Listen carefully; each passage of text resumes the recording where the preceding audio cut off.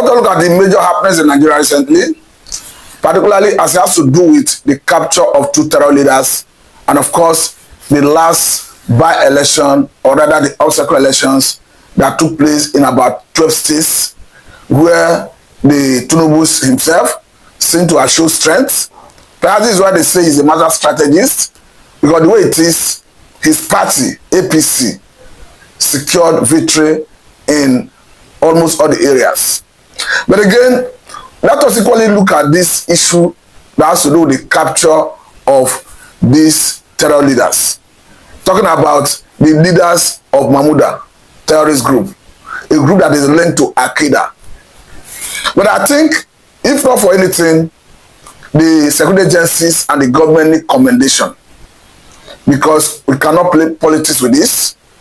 What the country has been yearning for is how to fight all these menace of insecurity.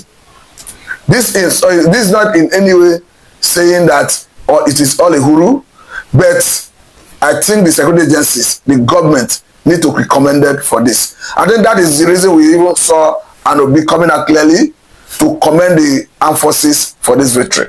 We're only seeing some best countries of the world, like the United States of America, commending Nigerian government for this. But I must say it's commendable, because when they said that the basis for which Jonathan even lost the election in the north before was the inability of his government to fight insecurity, even though northerners are sabotaging every effort to fight that insecurity, but they will turn around to blame the government. That is why Tinubu himself must be very careful. He must not play into their game. He must be decisive in fighting this insecurity, no matter who is standing his way as a leader, no matter how highly placed. If the welfare and the security of people is paramount according to the constitution, he must address it from that angle. And again, maybe this is why they say the Tinubu is a master strategist, because in a way he have dismantled even an El-Rufai, going by the election that happened recently, talking about this by-election. Because for what we can understand, you see that APC showed strength in spite of the nature of the economy, in spite of the hardship.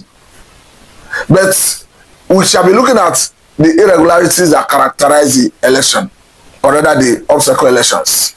But you have seen a situation where APC won in 12 out of the 16 states where the by-election took place. You begin to wonder, they won 12, APC won 12 constituencies out of 16, out of the 12 states where the by-election took place. So from what we are seeing, it's going to show that maybe we need to study the strategy being used by the APC and Tinubu himself, or perhaps maybe this is leaking in another dimension that we have not been able to demystify. But according to the results declared by INEC, APC won all the seats in Ogun State. They repeated the same feat in Edo State. Of course, they repeated the same feat in Niger State. In Kaduna, the same thing, where, of course, we understand that El-Rufai was seen everywhere campaigning. And we saw the mammoth crowd that greeted his campaign train during that campaign before the by-election. But APC won all the constituencies contested for in that by-election in Kaduna State. If you even go to Taraba State, APC quite clear everywhere, won the whole available seats that was up for grab in that by-election. Jigawa, the same thing. Adamawa, the same thing. Kogi, the same thing. What is surprising is you can clearly see some states being governed by PDP, like the Adamawa, we are talking about, like Taraba. These are places governed by PDP, and you can clearly see APC winning. Perhaps this is why they say the Tinubu is a master strategist. Maybe we will try to know why and how he got that victory, his party. But on the flip side of the victory on the part of security agencies, I must say it's commendable.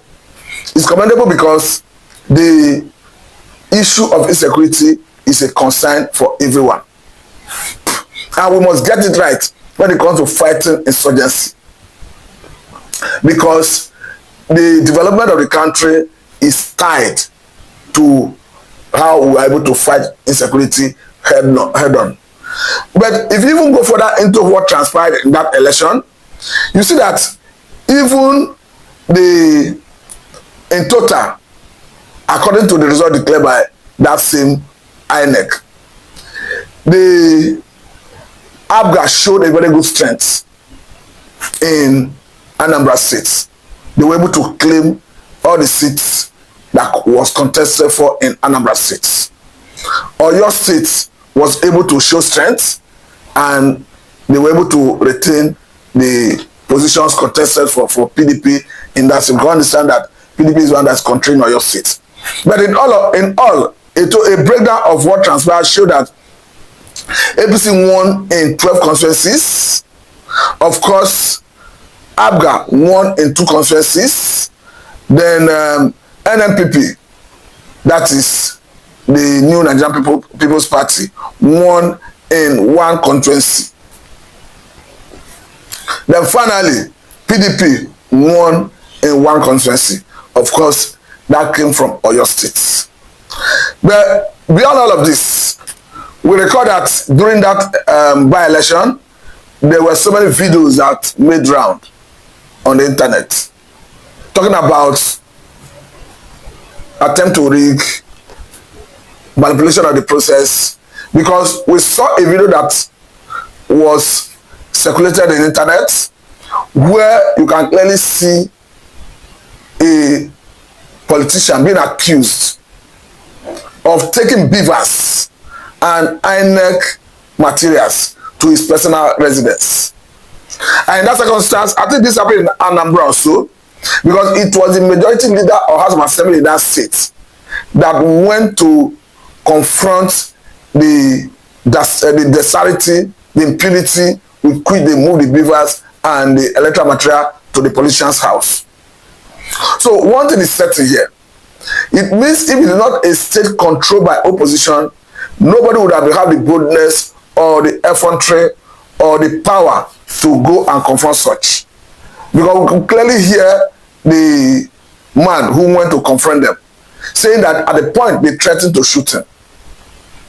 But the question here is, the man in question, his residence, you have retinue of police personnel who are meant to protect lives and property, who are meant to, who have a role to play in the by-election, in the election management, this time around the by-election, who equally know that the collation center cannot be and could not be the residence of an individual, no matter how highly placed.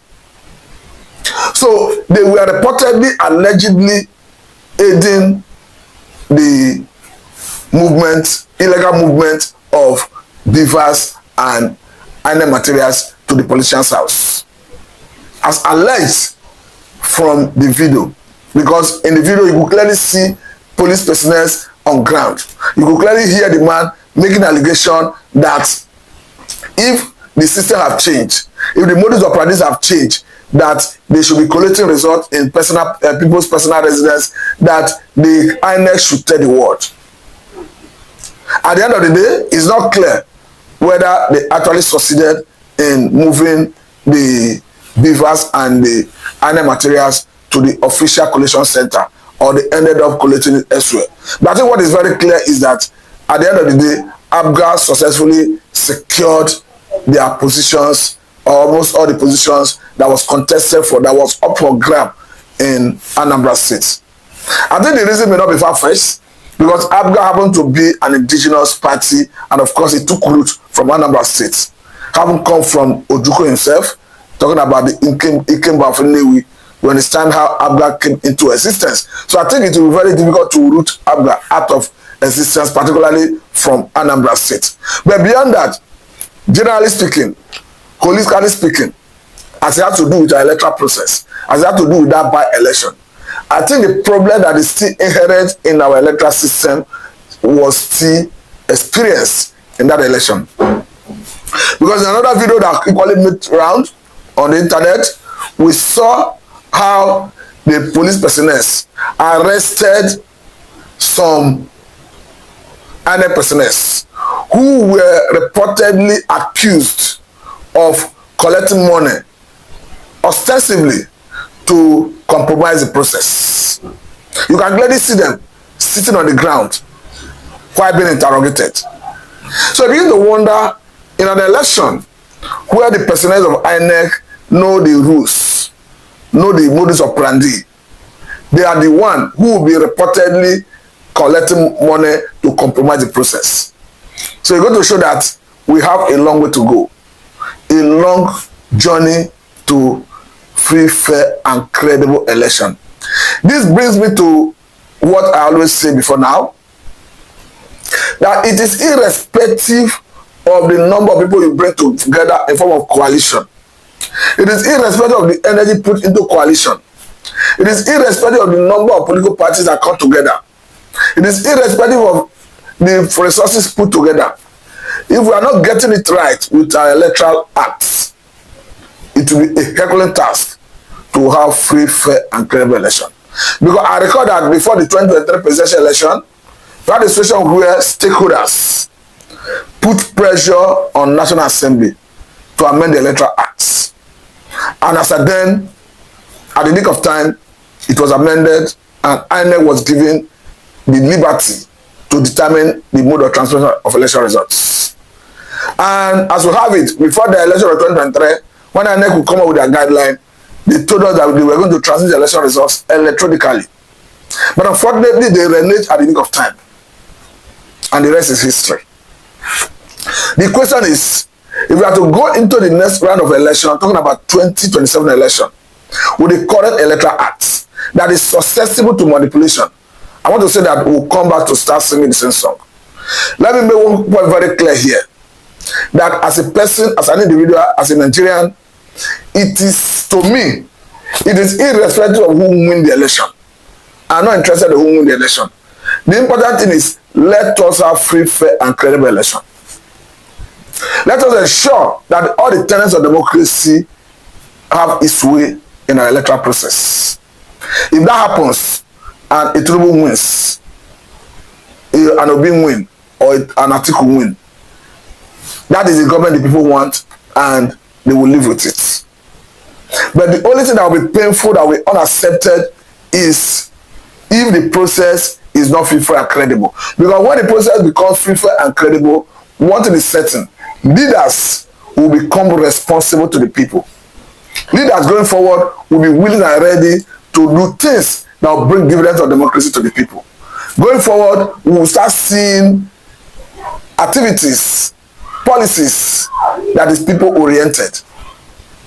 Because at that level, the government would have known that, yes, I was voted in by the people, and if I fail to do the right thing or think that please the people, I may not get their mandate next time. Or better still, even if I'm not contesting, my party may not have opportunity of winning again. So because of that fear, they will want to do what is right.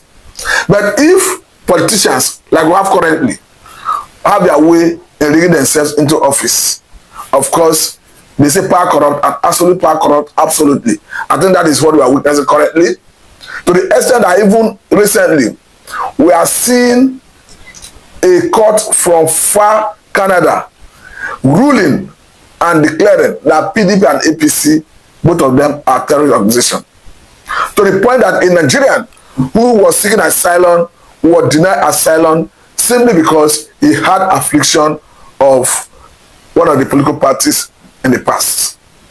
Even though the PDP and APC have rejected it, just like Fulani said, that the best thing is to take steps to address concerns, issues raised. Because according to Canadian law, the violence activities perpetrated by PDP and APC, the subversion and intimidation they have done over the years against Nigerians, their law frowns at it. And anyone that have affiliation or a membership of those political parties, their laws deem the person a terrorist. So it's not about sentiment or emotion. It's about what is in their own grand norm, their constitution. And again, when you talk about the tenets of democracy, naturally, violence have no place in democracy. Voter suppression have no place in democracy. Manipulation of the process have no place in democracy. Intimidation of voters have no place in democracy. And all these, even voters, ballot stuffing, ballot snatching, all these have no place in democracy. But all of these have been experienced in Nigerian election. So by the time Nigerian government will start questioning a Canadian court, you will fail to realize that in the course of election, INEC normally admits foreign observers, like European Union observers, to come and monitor what transpires in our election. They will come here, witness all the abnormalities, all the irregularities, write their report. In most cases, INEC will waive up the report, and all the issues they raise, INEC will not take steps to address them. So I think there is a consequence of the inability of INEC to address most of all those concerns raised by international observers each time they come here to observe an election. So at times we think it does not come with consequence. We are not currently seeing the consequence. But do not even forget that we have seen instances where some countries of the world, like United States of America, United Kingdom, we even threatened that any Nigerian that compromise the electoral process will receive sanction in terms of banning the person from entering their country. So I think we need a stricter sanction from all these international bodies, these other countries, against individuals, entities, and parties that compromise electoral process, that subvert the will of the people. If that is it,